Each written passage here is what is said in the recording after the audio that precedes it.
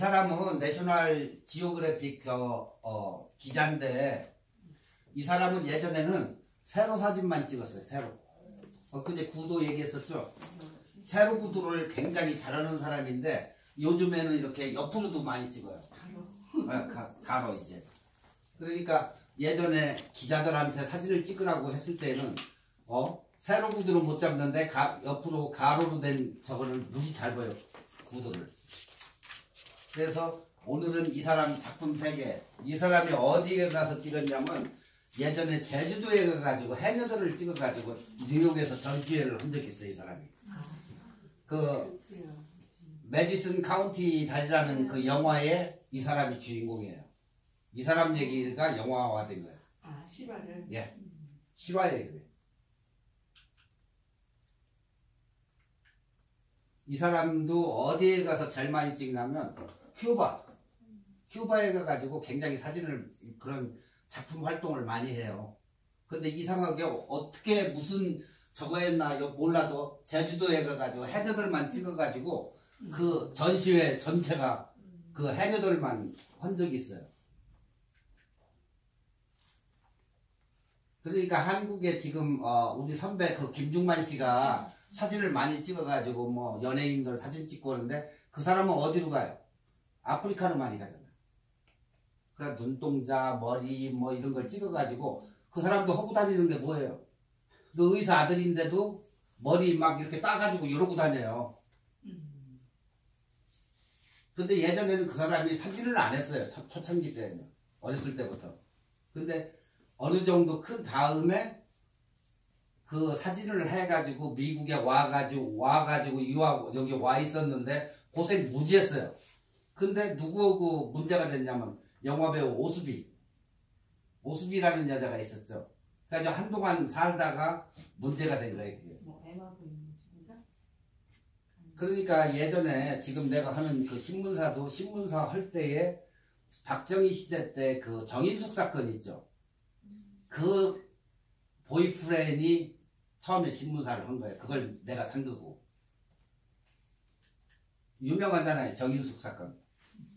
지 오빠가 주겠다고 뒤집어 씌워가지고 한강변에서 했던 사건이 그건데 이 사람들이 이렇게 작품 세계를 보면 재밌어요. 큐바에 제일 많은 게 뭐예요? 클래식카가 제일 많죠? 미국에 있던 클래식카가 다 이사 갔다고 보면 돼요. 근데 미국에서 지금 북한처럼 제재를 이렇게 많이 하다 보니까 얘네는 부품을 자기네가 깎아가지고 그렇게 맞춰가지고 써요. 얘는. 그러니까 미국에 있던 올드 클래식카는 다 여기가 있다고 보면 돼요. 옛날에 우리나라도 총으로 얘기하면 M1하고 카빈이 클래식 총인데 그게 제일 많이 가지고 있는 나라가 미국에서 원조를 주어가지고 예비군 훈련에 굉장히 많이 사용했거든요. 우리나라 군인들이 그걸 가지고 있는데 그거 한정에 2만 달러만 잡아가지고 했어도 엄청난 돈이에요. 근데 누가 다 해먹었어요. 전두환이가 다 해먹었다고. 아직까지 뭐 지금도 많이 있나는 모르겠는데 카빈 총이 그 M1하고 그 고등학교 때 교전해 본 사람들은 알 거예요. 그 카빈 총 큰 거. 그게 굉장히 비싸요 지금.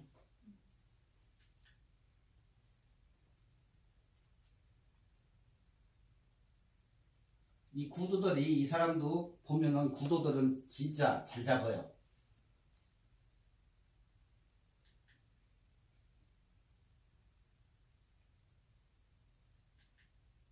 자, 이게 제주도 이제 해녀 그 사진들인데 근데 이 사람 영상은 어디 갔나 찾지를 못했는데 지금.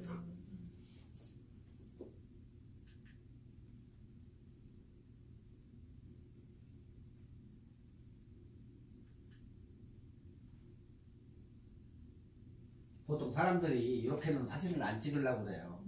이거면 이거고 저거면 저거 해야 되는데 이 사람은 이렇게 잘 찍어요.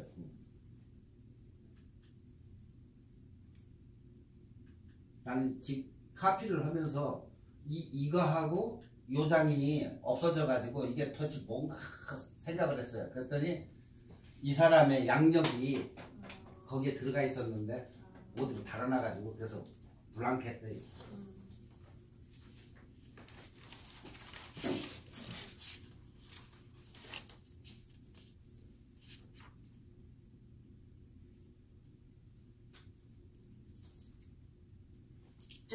갖추고 있다는 점인데요. 렌즈는 표현의 다양함을 줄 뿐만 아니라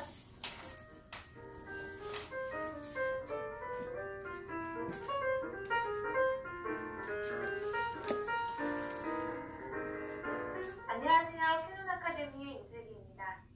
이번 시간에는 왕초보 교실의 마지막 주제인 렌즈에 대해서 강의를 진행하도록 하겠습니다. 캐논 DSLR의 가장 큰 장점 중에 하나는 바로 다양한 렌즈를 갖추고 있다는 점인데요. 이번 강좌에서는 캐논 DSLR 카메라에 사용되는 EF 렌즈에 대해서 알아보도록 하겠습니다. 캐논 카메라의 큰 장점 중 하나는 다양한 렌즈군을 갖추고 있다는 점인데요. 렌즈는 표현의 다양함을 줄 뿐만 아니라 우리가 보는 시각과는 다른 새로운 시각을 선사해 주기도 합니다. 자, 그럼 렌즈를 이해하기 위해서 알아두어야 할 기초용어 정리부터 시작하겠습니다. 렌즈는 카메라에서 사람의 눈과 같은 역할을 하는 부분입니다. 사람의 눈이 볼 수 있는 시야를 넘어 빠르게 지나가버려 아무런 시각적인 인상도 남기지 않는 많은 일들을 렌즈만의 독특한 앵글로 잡아냅니다. 캐논 렌즈는 인간의 눈을 넘어서는 표현력으로 사진의 세계를 개척하고 있습니다. 렌즈의 종류는 렌즈의 윗면을 보면 쉽게 알 수 있는데요. 이 부분에 렌즈의 종류, 화각, 조리개 등 중요한 정보가 기록되어 있습니다. 자, 그럼 일단 렌즈의 초점거리에 대해서 설명해 드리겠습니다. 렌즈의 초점거리는 가운데에 있는 이 숫자를 보면서 알 수 있습니다. 초점거리는 렌즈의 이 주점으로부터 초점면까지 이르는 거리인데요. 초점거리에 의해서 렌즈의 화각이 결정됩니다. 지금 보시는 것처럼 초점거리가 18에서 55mm인 렌즈를 보면 최소 초점거리부터 최대 초점거리 한국에서는 이걸 번들 렌즈라고 그래요. 번들 렌즈. 다르다는 걸 볼 수 있으신데요. 렌즈는 일반적으로 초점거리에 의해서 구분하게 됩니다. 단렌즈는 단초점 렌즈의 줄임말로서 초점거리가 하나인 렌즈.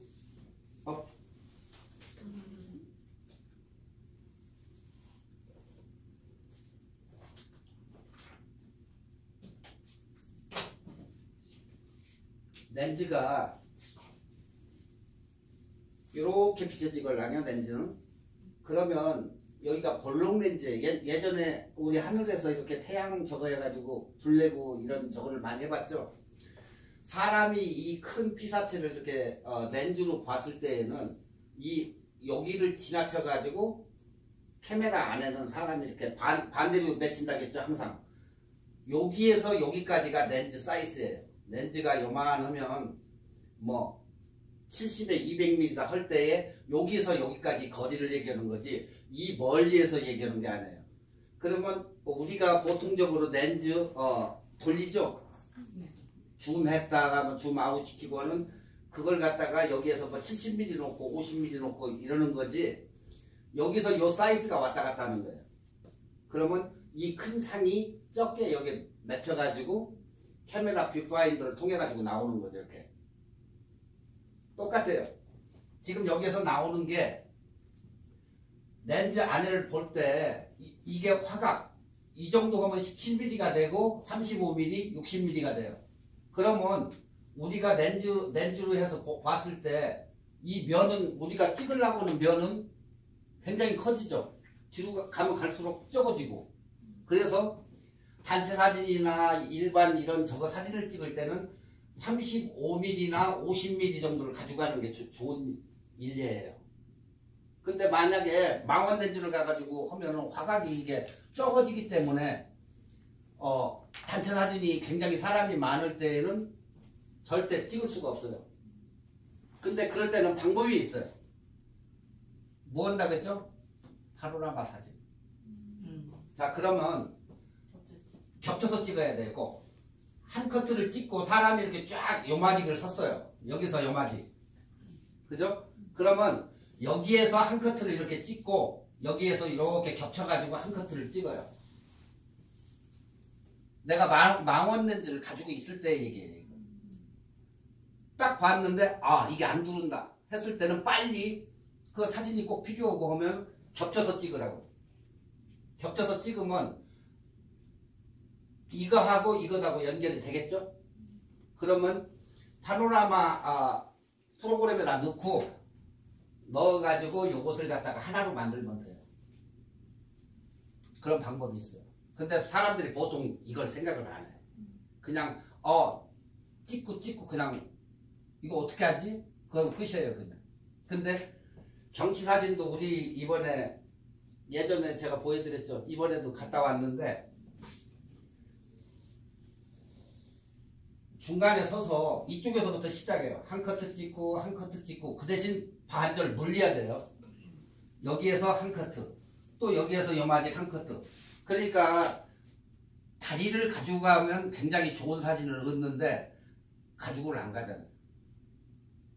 그러면 거의 위하고 아래하고 맞춰가지고 내가 어떻게 찍어야 되겠다 그걸 상상을 해가지고 쭉 찍어요. 그래가지고 집에 와가지고 이걸 붙이면 굉장한 넓은 사진이 되죠. 그러면 그걸 가서 인화를 해가지고 벽에다 갖다 걸기도 하고 이 방법이 파노라마 사진 만드는 거예요. 그러니까 간단해요 이거. 아시겠죠 이건? 파노라마 사진. 메인이었습니다. 실제 안 해봤어. 혹은 85mm처럼 다음에 오실 때 카메라 가져오세요. 그러게 다시 화각을 끓여봐야 변화시킬 수 되는데 없는 잠자고 있어. 깨워야 돼. 다시 있으세요. 해상도는 매우 우수합니다. 카메라에서 줌이 안 되기 때문에 화각을 바꾸고 싶으면 촬영자가 직접 이동을 하면서 사진을 찍어야 합니다. 지금 방금 이제 렌즈의 종류인데 렌즈는 표준 렌즈하고 광각 렌즈하고 망원 렌즈로 분류가 돼요. 근데 표준 렌즈의 스탠다드는 50mm라고 했죠? 50mm 중간. 그리고 광각 렌즈는 매크로 렌즈라고나 똑같아요. 말은. 그러니까 뭐 한국에서 얘기하는 건 접사. 뭐 꽃을 찍는다든가 아니면 뭐 개미를 찍는다든가 할 때. 그리고 먼 거리를 갖다가 가깝게 할 수 있는 망원 렌즈 해가지고 세 종류로 나눠요. 그 대신 광각 렌즈를 가지고 찍을 때 그러니까 렌즈들이 작아요. 그건 작고 어떤 것은 100mm짜리는 큰데 굉장히 깨끗한 사진을 원할 때 그럴 때 필요한 게 저거고 줌 렌즈는 지금 나오는 거 보세요. 반면 줌 렌즈는 초점거리를 변경하면서 화각을 변화시킬 수 있습니다. 줌 렌즈는 줌링을 돌리면서 초점거리를 변경할 수 있기 때문에 렌즈의 화각을 변화시킬 수 있습니다. 렌즈는 사람의 시야 이상의 범위까지 볼 수 있도록 만들어주는데요. 사람의 눈과 비슷한 시야를 보여주는 초점거리는 50mm입니다. 그래서 50mm 렌즈를 표준 렌즈라고 말합니다. 이게 2,500불이에요. 50mm보다 초점거리가 짧은 렌즈를 광각 렌즈라고 부르고 50mm보다 초점거리가 긴 렌즈를 망원 렌즈라고 부릅니다. 광각 렌즈의 경우 우리의 눈에 보이지 않는 넓은 부분까지 잡을 수 있지만 렌즈의 주변부로 갈수록 왜곡 현상이 일어나기도 합니다. 휘죠. 그게 왜곡 현상이에요. 망원 렌즈는 초점거리가 긴 멀리 있는 피사체를 당겨서 찍을 수 있는 렌즈를 말하는데요.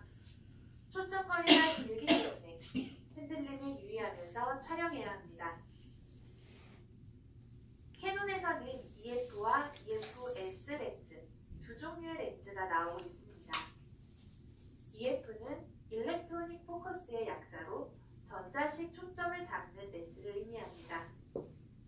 필름을 사용하는 SLR 카메라가 나올 때부터 EF 렌즈는 EOS 카메라의 눈으로 놀라운 캐논의 광학 기술이 집약되어 있습니다. EF-S 렌즈는 디지털 카메라가 나오면서 생겨난 새로운 라인업의 렌즈군입니다. 센서의 크기가 필름보다 작은 DSLR에서 사용할 수 있는 새로운 규격의 렌즈입니다. IS는 이미지 스테빌라이저의 줄임말로 캐논 렌즈에 있는 광학식 흔들림 보정 기능을 이야기합니다. EF 렌즈는 렌즈에 빨간 점이 있습니다. 이 부분을 렌즈 접점 인덱스라고 하는데요. 렌즈의 빨간 점과 카메라의 빨간 정확히 해준 다음에 왼쪽으로 딸깍 소리가 날 때까지 돌려줍니다. 단 이때 렌즈와 바디의 빨간 점이 정확하게 맞으면 힘을 주지 않아도 잘 맞아서 들어가게 됩니다. 하지만 접점이 잘 맞지 않을 때 일부러 힘을 주어서 누르려고 해서는 안 됩니다. EFS 렌즈 경우 렌즈 접점 인덱스가 하얀색으로 표시되어 있습니다. EFS를 바디에 끼울 때에는 렌즈의 하얀 점과 바디의 하얀 점을 맞춰서 같은 방법으로 왼쪽으로 딸깍 소리가 날 때까지 돌려주면 됩니다. 여기에서 주의해야 할 그냥 점은 빼려고 하면 안 맞아요. 꼭 바디 이걸 눌러야 돼. 따라서 눌러가지고 돌리고 EFS 렌즈를 끼울 수 없는 바디가 있습니다. 필름의 크기와 동일한 센서를 사용하는 오디마크2, 1DS 마크3는 EFS 렌즈를 사용할 수 없습니다. 이 부분은 센서와 화각을 설명해 드리면서 조금 더 자세히 설명해 드리겠습니다. 줌 렌즈의 경우에는 보통 두 개의 링을 가지고 있습니다. 바로 화각을 변화시킬 수 있는 줌링과 초점을 맞출 수 있는 초점링입니다. 지금 보고 있는 렌즈가 바로 EF 렌즈입니다. EF 렌즈 중에서도 L렌즈라는 프리미엄 렌즈군이 존재하는데요. L은 럭셔리의 줄임말로 캐논만의 광학 기술을 L렌즈는 캐논의 테두리가 붉은색으로 표시돼요. 멀리서 봐도 아 저거 고급이구나 하는 화각은 렌즈의 초점 거리에 의해서 바뀌지만 센서의 크기에 따라서 변하기도 합니다. 일반적으로 많이 사용하던 35mm 필름의 프레임 크기를 알고 있으신가요? 36에 24mm인데요. 이 크기와 동일한 크기의 센서로 만들어진 카메라를 풀프레임 혹은 풀사이즈 바디라고 부릅니다. 이 크기보다 작은 약 28, 19mm의 크기의 시모스 센서로 만들어진 카메라를 1.3 크롭바디라고 부릅니다.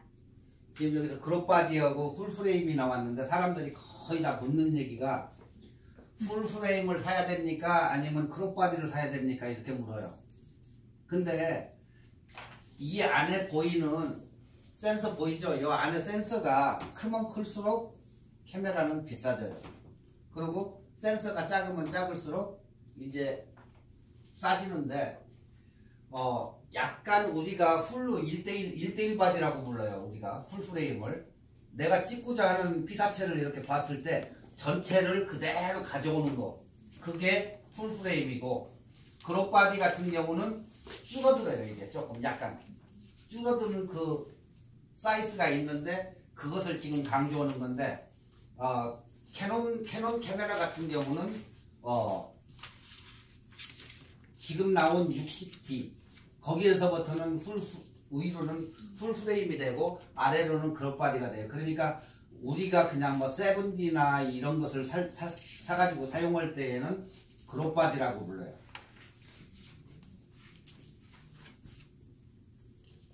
워디마크보가 대표적인 1.3 크롭바디입니다. 이보다 더 작은 약 22.5, 15mm의 크기의 시모스 센서를 사용해서 만들어진 카메라를 1.6 크롭바디라고 부릅니다. 600D, 550D, 7D, 60D 등의 카메라가 1.6 크롭바디입니다. 여기에서 1.3 또는 1.6이라는 숫자를 생소하게 느끼시는 분들이 많을 텐데요. 이 숫자는 동일한 이것은 초점거리의 굳이 신경 쓰실 필요 없어요. 있는 다양한 크기의 센서로 사진을 촬영할 때 렌즈의 화각을 계산하기 위해서 사용하는 숫자입니다.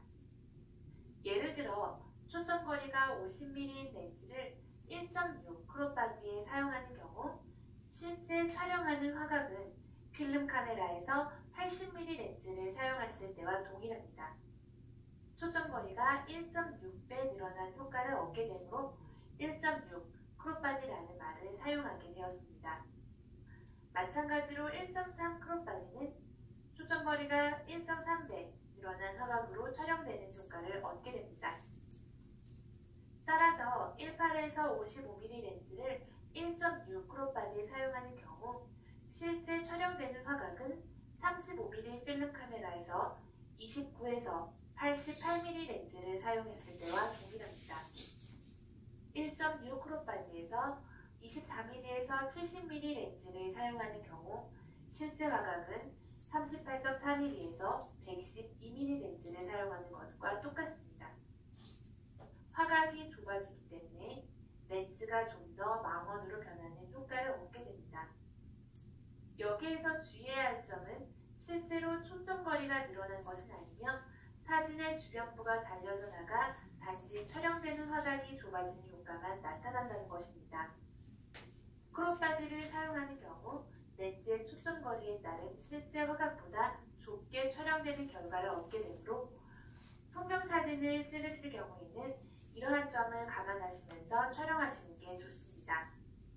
렌즈의 초점거리가 변하게 되면 단지 화각만 변하는 건 아닙니다. 또 하나 원근감의 변화도 일어나게 되는데요. 지금 보시는 것처럼 똑같은 거리의 피사체일지라도 광원 렌즈로 촬영하는 경우에는 원근감이 더 강하게 나타나고 망원 렌즈로 촬영하는 경우에는 원근감이 잘 나타나지 않게 됩니다. 렌즈의 초점거리에 따라 화각뿐만 아니라 원근감의 변화를 주면서 사진을 찍는 것도 좋은 방법입니다. 캐논에는 굉장히 다양한 종류의 렌즈가 나오고 있는데요. 넓은 화각을 통해서 강한 느낌의 사진을 찍을 수 있는 광각 렌즈, 멋진 스포츠 사진을 찍을 수 있는 망원 렌즈 외에도 사진에 색다른 효과를 부여하는 TS 렌즈나 어안 렌즈 등 폭넓은 렌즈군을 통해서 사진의 표현의 폭을 무한히 확장할 수 있습니다. 캐논의 다양한 렌즈로 촬영된 멋진 사진들을 잠시 감상해 보시기 바랍니다. 지금까지 캐논 랑초보드스를 모두 수강하셨는데요. DSLR 카메라에 대한 자신감이 조금 생기셨나요? 앞으로 캐논 아카데미에서는 여러분들께서 사진 촬영을 더욱 즐겁게 할 수 있도록 다양한 내용의 강좌를 많이 준비하도록 하겠습니다. 지금까지 캐논 아카데미 제가 여기서 읽으니까 잘하는 것 같죠. 쟤는 몰라요. 그냥 읽어주는 거고. 방금 전에 PCI 어안 렌즈라고 나왔죠. 어안 렌즈라고 하면 렌즈가 이렇게 볼록 튀어나와 가지고 그 고기 눈처럼 이렇게 튀어나왔다고 해가지고 어안 렌즈 고기 저거 눈이라고 해가지고 어안 렌즈라고 부르는데 여기서는 미국에서는 PCI라고 불러요. PCI라고 적어놓는데 어떤 사진을 보면은 빌딩이 확확 휜 거 있죠. 가까운 거리에서 찍어도 막 넓게 잡아가지고 휜 거. 화각은 좋고 조금 왜곡돼요 사진이. PCI로 찍으면. 근데 그만한 또 효과를 많이 얻어요. 그러니까 PCI로 가가지고 찍을 때는 빌딩이 왜곡 현상이 오고 그냥 일반적으로 찍을 때는 35mm나 뭐 50mm 찍을 때는 정상적으로 나오고 망원 렌즈로 찍었을 때에는 그 부분만 찍는 거예요. 뭐 나머지 것은 필요가 없는 거고. 그러니까 사진은 우리가 얘기하는 컴포지션이 구성 요소가 결국에는 프레임이에요. 필름 카메라에서는 프레임이라고 써요. 프레임. 그러니까 디지털 카메라는 한 장 한 장 찍는 게 프레임이잖아요. 일단은. 네. 프레임이라고 불러요. 그룹바디하고 오늘 중에서 제일 중요한 것은 뭐 그룹바디하고 풀프레임을 얘기하는데 그거 신경 쓸 거 없어요. 뭐 그룹바디가 뭐 비싼 뭐 돈 들여가지고 1:1 바디 써가지고 뭐 저거 하는 게 아니고 사진 카메라가 좋아가지고 사진이 잘 나오는 건 절대 아니니까 싼 거 가지고 다니면서도 찍어도 얼마든지 찍고 다 해요. 그러니까 이제 예전에 우리가 보면 2:3 비율이라고 그래요. 비율은. 지금 여기가 2:9, 여기가 3이에요. 이것도 DV도. 그죠? 그러니까 우리 일상생활에 쓰는 게 거의 2:3 비율이 많아요. 사진에서도 2:3 비율이고 센서도 2:3 비율이에요. 2, 3 이런 식으로. 전 시간에 얘기한 거 있죠. 황금 분할. 그 구도는 항상 자기가 머릿속에 가지고 다녀야 돼요. 황금 비율은. 나중에 이상하게 사진 찍어놓고 이거 사진 어때? 하면 진짜 곤란해요. 그거. 황금 비율이라는 것은 요건데 자기가 그 어떤 카메라는 이게 딱 선이 돼가지고 나오는 사진이 카메라가 있고 어떤 저거는 없어요. 비디오 찍는데도 이게 나와요.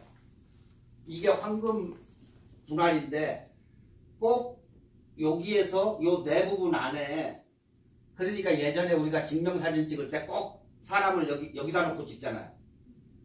여기가 황금 분할이라는 거예요. 그러니까 구도를 잡던 뭐 수평선을 여기다 놓던 해야 안정성 있는 사진을 만들어 주니까 항상 여기를 명심해 가지고 찍어야 된다는 거예요. 사람이 뭐 왼쪽에 있는데 우측에다가 보내놓고 잘 찍었다고 하면 안 되죠. 사람이 이쪽을 쳐다보고 있는데 여기다 놓고 찍나요? 이 사람이 이쪽에다 놓고 찍어야만이 잘 찍는 사진은 이쪽을 볼 때에는 이쪽에 앉았으면 이쪽에 공간을 둬야 되고 그 사람 피사체의 정면으로 볼 수 있게. 근데 반대로 여기다가 사람을 이렇게 놓고 이쪽 쳐다보고 있는데 이 마직을 뭘 하고 놔둬요? 그럴 필요가 없잖아요. 항상 사람이 여기 있으면 앞부분을 볼 수 있게. 그죠? 요런 식으로 해줘야지 황금 분할이 맞는 거예요. 수평선도 그러고 하늘을 넣을 때에도 뭐 하늘이 근데 나는 경치가 좋으니까 조금만 내야지 하면 뭐 조금 넣을 수도 있어요. 그거. 그러니까 전 시간에 했던 구도 뭐 S 구도도 있고 뭐 대각선 구도도 있고 그 구도가 사진 찍는 데는 구도가 제일 중요해요. 근데 구도는 처음 찍는 사람들한테는 무의미해요. 그거 아무리 얘기해줘도. 근데 이것은 알아야 돼요. 딴 거는 몰라도. 뭐 나중에 자기가 알아가지고 뭐 대각선 구도 뭐 S 구도 해가지고 뭐 그 저거는 하는데 이 자꾸 사진을 찍다가 보면은 나중에는 무슨 결과가 오냐면 자꾸 삐뚤게 찍어요. 나부터도 그래요. 분명히 잘 찍는다고 찍었는데 바쁘고 하니까 찍었는데 뭐 길이 이렇게 반뜯어야 되는데 저도 꼭 이렇게 찍어요. 그 집에 가서 픽스를 한다고. 반듯이 맞춰. 그러면 요마지기 잘려 먹는 거예요. 그러니까 처음에 사진을 잘 찍을 때 잘 찍으면 보정할 필요가 없어요. 근데 우리가 지금 얘기하는 여기서 얘기하는 모든 카메라는 먼저 찍고 후 보정 카메라라는 거. 프로페셔널들은 집에 가서 항상 고쳐야 돼요. 근데 만약에 난 보정하는 거 무지 싫어. 그럴 때에는 찍을 때 잘 찍으면 돼. 그럼 뭐 굳이 뭐 저걸 필요가 없으니까 픽스 안 해도 되니까. 이것을 또 하려고 하면 뭐가 필요해? 뭐가 따라오죠? 포토샵이 따라와요. 포토샵으로 이걸 해야 되니까. 왜 그러냐? 예전에는 아침 새벽에 가가지고 사람들 다 없어질 때까지 기다려가지고 그걸 한컷 찍으려고 그랬는데 요즘에는 그러지 않아요. 그냥 가서 찍고 사람이 있으면 사람만 지워버려요. 그래서 똑같이 만들어요.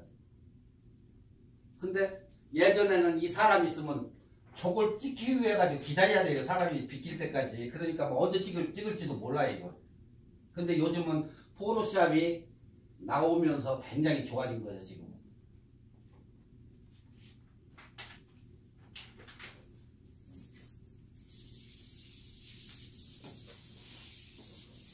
사진을 해가지고 찍으려 저거 하면 나중에 차 하나 대절해가지고 가족끼리 다 와가지고 한 대로 놀러갈 내가 그 생각도 내가 가지고 있었걸랑요. 한번 출사 한번 하게.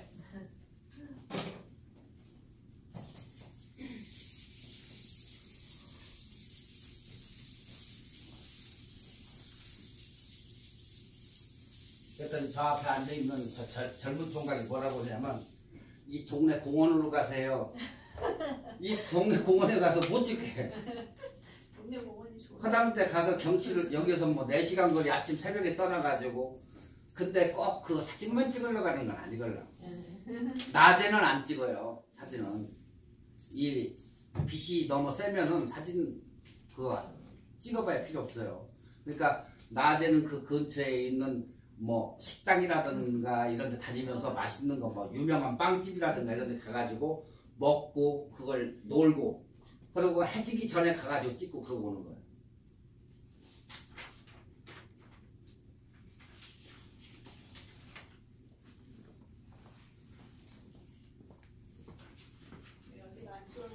기침이 나와서 이게 공기가 탁한가 봐. 의사가 기침이 나오고 이렇게.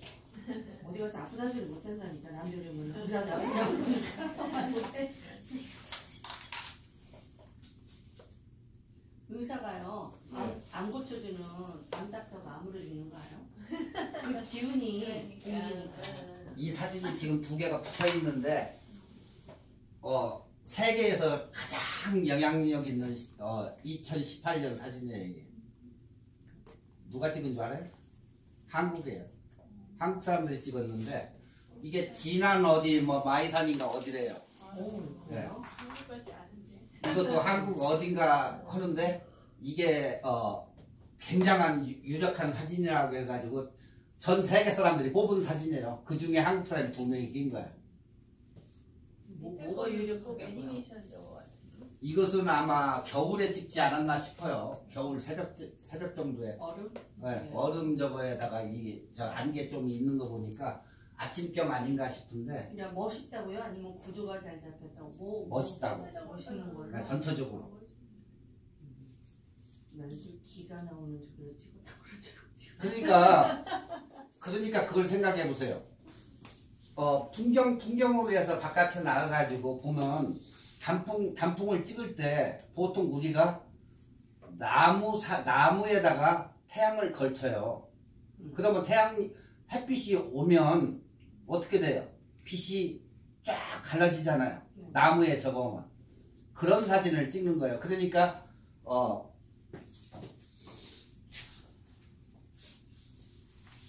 이런 사진에 단풍이 막 있는데 보통 나무가 있잖아요. 그러면 이렇게 한쪽은 뭐 풍경이 들어가고 태양 빛을 갖다가 이 나무에 걸치면은 여기가 빛나요. 이렇게. 이런 사진을 가서 찍는 거예요. 풍경은. 딴 거 찍는 게 아니고. 그러니까 나중에 꽃을 갖다가 딱 그 꽃만 이렇게 나오는 걸 찍는다든가 하는 그 기법이 있어요. 또 이게 트릭 사진 찍는 법인데 집을 찍는다든가 할 때에 와인잔에다 사람을 넣는다든가 원근법이죠. 그건 이제 그런 걸로 해가지고 찍는데 만약에 여기 어디야? 말리부에 가가지고 레스토랑에서 와인을 먹는다 할 때 장난 한번 싹 쳐봐요. 찍어라 해놓고 사람 뒤쪽으로 가게 해놓고 앞쪽에 와인잔 딱 가지고 있으면 사람이 추가해가지고 와인잔 속으로 들어가잖아요. 미국에는 또 가끔 그런 장난을 많이 쳐요. 어떤 사람들은 렌즈 앞에다가 비닐 랩 있죠? 랩을 대가지고 여기에다 바세린을 발라요. 이러고도 찍어요. 그리고 카메라를 흔들면서 찍기도 하고. 그러면 빛이 막 이렇게 움직이잖아요. 그러니까 오로라가 생겨? 자기만의 사진을 찍는 거예요. 어떤 사람은 밤에 저기 어디야 브라이스 캐년 같은 데 가가지고 들어넣어가지고 별빛을 찍으러 가요. 그 사람들은 또 늦게까지 있어가지고 별빛.